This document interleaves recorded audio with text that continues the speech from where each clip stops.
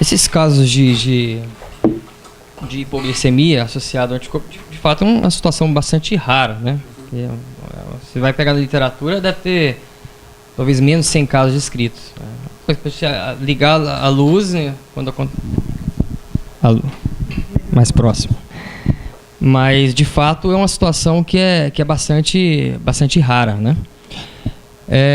Por outro lado, o diabetes é uma doença que é bastante prevalente e que, puxando o gancho de uma doença rara, eu tentei fazer um apanhado de algumas situações de condições reumatológicas associadas ao diabetes, né? Sabemos que o diabetes é uma doença extremamente prevalente, né?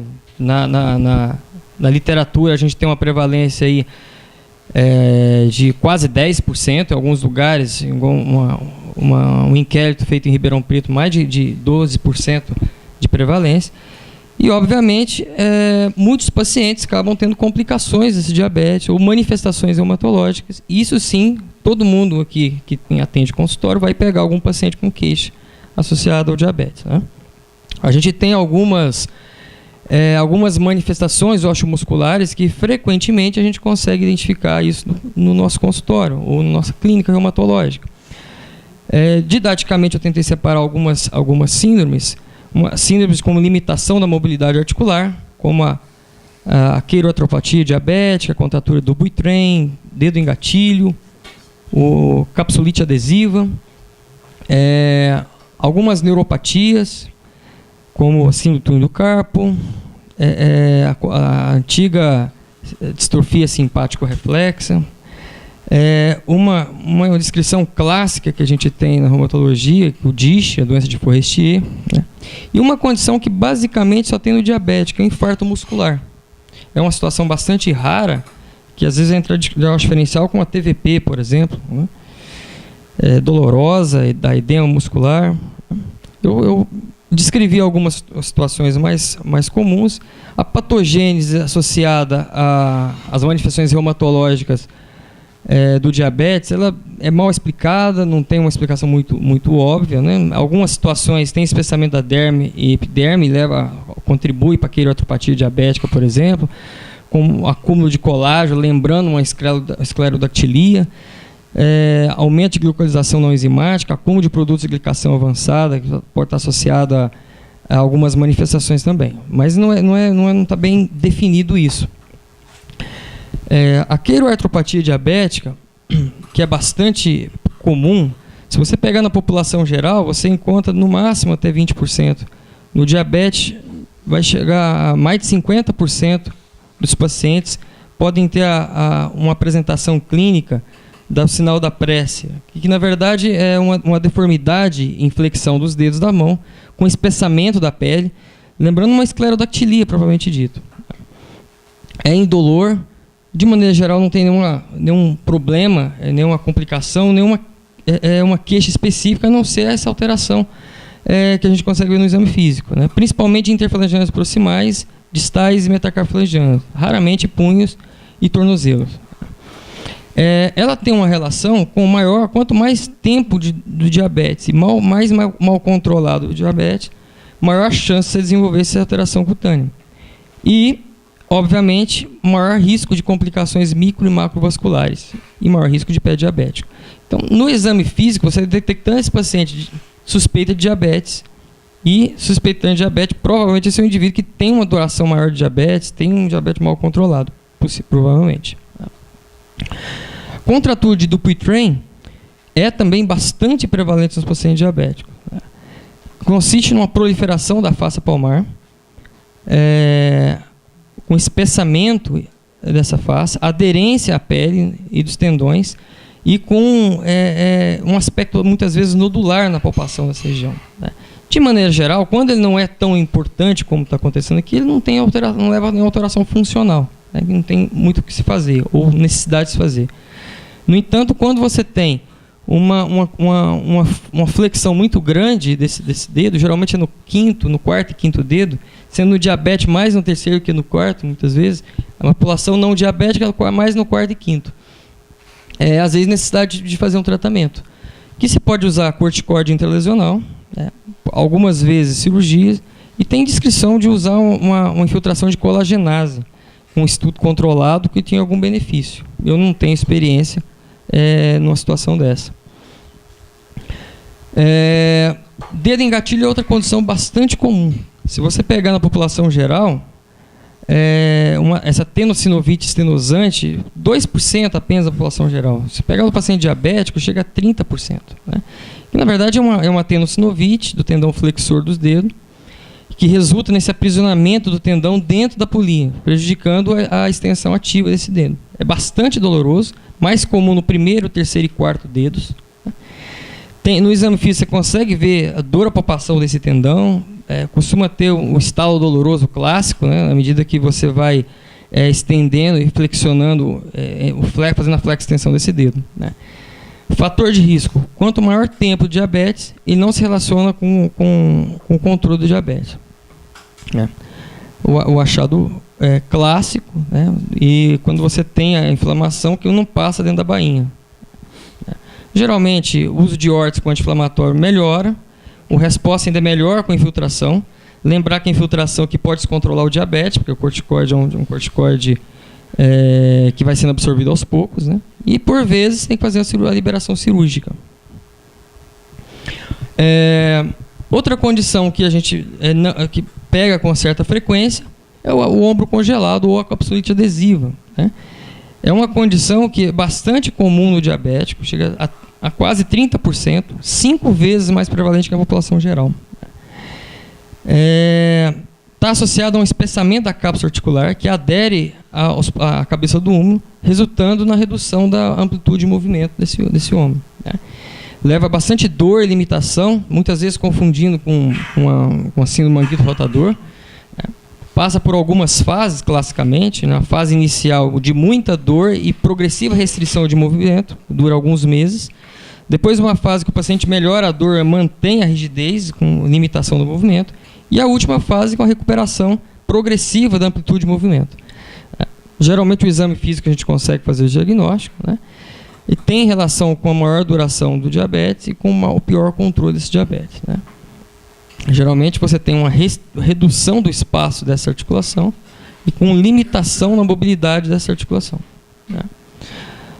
Responde geralmente muito mal ao anti-inflamatório. Infiltração intraarticular é uma possibilidade, mas é difícil fazer uma infiltração articular na articulação sem espaço praticamente. Né? Tem estudos mostrando que fazer infiltração e com distensão da cápsula com substância salina e corticoide pode ter um benefício maior. Após a fase dolorosa, a fisioterapia é bem-vinda para melhorar o trofismo muscular. Em casos refratários, tem um questionável benefício de fazer a manipulação ativa após anestesia. Né?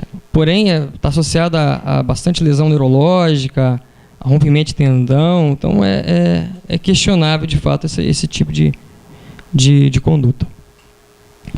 Outra situação que também é bastante prevalente é a tendinite calcária de ombro, periartrite calcificada do ombro. Se você fizer imagens, radiografias de paciente com diabetes tipo 2 ou tipo 1, 1/3 dos pacientes você encontra alterações, calcificações ou de partes móveis do tendão ou região peritendínea. Na população geral isso é 10%, 3 vezes mais. Apesar de ser bastante frequente essa calcificação, apenas 1/3 desses pacientes tem sintomas com dor, né? Geralmente é um depósito de hidroxapatita nos tendões, ou em tecidos peritendíneos, no manguito rotador. Pode levar a dor crônica e, às vezes, com alteração funcional, fraqueza de cintura escapular, se houver ruptura tendínea. Geralmente, o diagnóstico, o exame de imagem radiológica, a gente consegue fazer facilmente esse diagnóstico. Pode coexistir com capsulite adesiva, inclusive. Um exame de imagem a gente consegue ver facilmente a calcificação de partes moles. E esse indivíduo, muitas vezes na terapia padrão, com anti-inflamatório, eventualmente com infiltração periarticular e fisioterapia, ele melhora. Né? Existem descrições e com um estudo controlado em que você fazer uma aspiração e destruição da calcificação por agulha tem um resultado interessante. Síndrome do túnel do carpo é uma outra condição bastante prevalente no paciente com diabetes. 20% dos pacientes de diabetes tipo 1 ou tipo 2 apresentam túnel do carpo.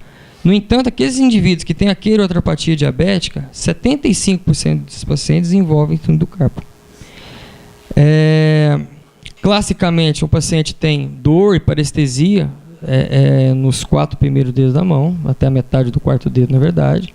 Formigamento, piora noturna, classicamente. Né? E se não tratado adequadamente, esse paciente pode evoluir com atrofia da musculatura e com perda de força e de apreensão. Os testes clássicos para diagnósticos são pouco sensíveis e específicos. Geralmente a história clínica a gente faz o diagnóstico. E nos casos candidatos a cirurgias, a gente pode, a eletromiografia pode ser utilizada. Né? Grande parte dos indivíduos vão melhorar com órtese e com infiltração. E em alguns casos, 5 a 10%, uma cirurgia descompressiva. A síndrome da dor complexa regional tipo 1, conhecida mais com a síndrome de Sudeck ou algo neurodistrofia, embora seja mais comum associado a trauma, a imobilização, ela também é muito mais comum no paciente diabético. Essa é uma síndrome que leva bastante dor, com bastante limitação da mobilidade. Costuma ter alterações autonômicas, e às vezes o paciente tem edema, tem aumento de temperatura. O que chama atenção é que muitas vezes uma sudorese associada tende a ser unilateral, assimétrica, né, para não se confundir, que comumente é confundido com um quadro de artrite mesmo. Né? A dor ela tem um padrão neuropático muitas vezes, com sensação de queimação, hiperalgesia, alodinia, disestesias, que chama atenção para esses quadros. Né? Não é incomum a gente conseguir colocar os membros juntos e a gente vê nítida diferença em termos de coloração, de edema, de temperatura, inclusive. Né? É importante atentar o diagnóstico precoce para tentar evitar a atrofia e as contraturas. Muitas vezes fica com mão em garra o paciente. Então, fazer o tratamento precoce, manejar a dor desses pacientes. Nos casos refratários, o corticosteroide, muitas vezes. Né? E até o bloqueio neural, permitindo que o paciente possa reabilitar posteriormente.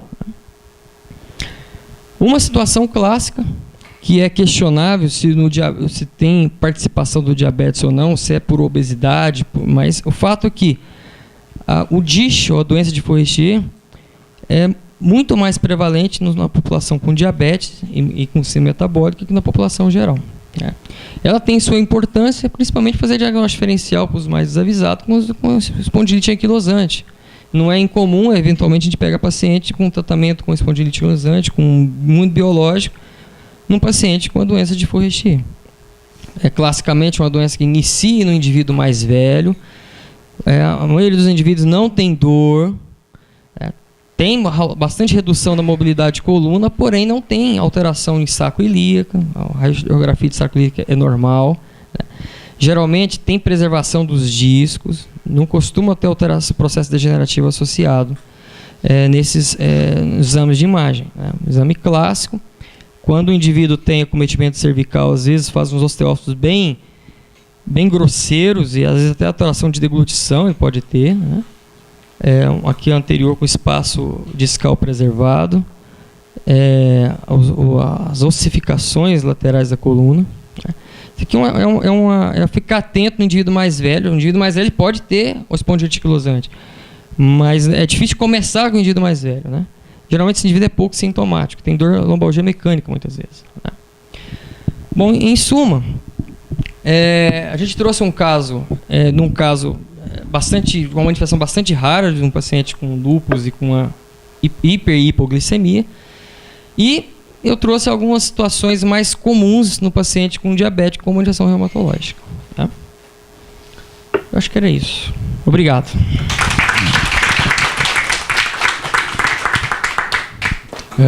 Acho que assim, a reunião foi bastante proveitosa aí. E assim, a experiência de ver alguns casos e como vocês mostraram assim, sempre trazem a lembrança assim de outras possibilidades, e realmente essas descompensações do diabetes e a presença de anticorpos é uma coisa que a gente precisa pensar nas nossas doenças. E outro ponto que também acho que também vale a pena a gente comentar é que o uso dos antimaláricos ele ajudou bastante talvez nesse ponto. Tem alguns trabalhos na literatura mostrando que mesmo tem um trabalho chinês mostrando que a manutenção dos antimaláricos a longo prazo por volta de 5, 7 anos reduz a incidência do diabetes e ele é dose dependente. Então, assim, talvez a gente veja menos descompensações de diabetes. E mesmo a evolução para uma síndrome metabólica, é um trabalho que a gente também chegou a avaliar e que a utilização dos antimaláricos reduz de uma forma dose dependente a evolução de uma síndrome metabólica. Então, assim, acho que tanto as condições em que a doença favorece alguma resistência à insulina, anticorpo contra receptor, mas também algumas drogas que favorecem, como os antimaláricos, a gente precisa estar sempre atento e acho que vão ser condições importantes para a gente fazer um diagnóstico para ficar cada vez mais precoce e, obviamente, não deixar ter uma evolução, particularmente por uma aterosclerose mais significativa para esses pacientes, né? Então, acho que assim, a lembrança do caso que vocês trouxeram, acho que tem bastante esse sentido de pensar nessa possibilidade de diagnóstico, dentro do possível poder dosar anticorpo, que fica uma coisa mais importante, mas lembrar que essas descompensações podem ser relacionadas à doença em si, né? Então, assim, agradeço a presença de vocês, acho que todos os comentários. Alguém mais quer comentar alguma coisinha? Não? Ah, não, desculpa. Então, assim, agradeço bastante a presença de vocês, terem vindo aqui para São Paulo, ter participado. Eu peço desculpas mais uma vez para o pessoal que não conseguiu estar assistindo ao vivo, mas em breve a gente vai estar disponibilizando no site lá da sociedade para que vocês possam estar participando e revendo a apresentação dos colegas. Obrigado a presença de todos, viu?